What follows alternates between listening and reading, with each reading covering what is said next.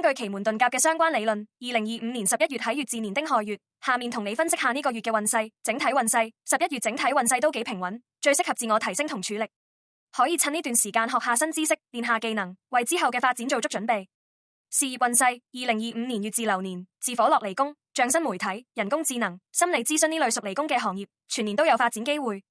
到11月丁亥月，天干丁火同流年月木相生，對事業有幫助，可能會有新項目或者機會出現，但要留意亥水同自火相沖，推進事業時隨時有阻滯或者變動，記得保持冷靜，靈活應對先得。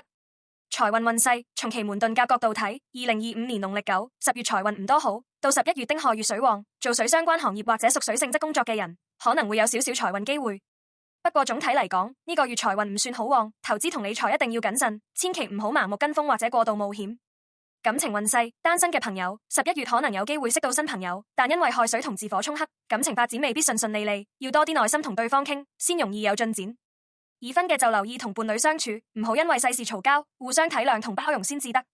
健康運勢，2025年乙巳年火元素好旺，全年都要多注意肝膽同心血管方面嘅健康。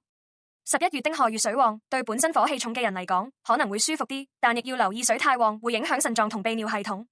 同時記得保持好嘅生活習慣，唔好過度勞累同捱夜。其實奇門遁甲分析運勢只係參考咋，唔會完全決定你實際嘅運勢。實際生活入面，仲要靠自己努力，揀啱方向，結合自身情況去應對，先至最實際。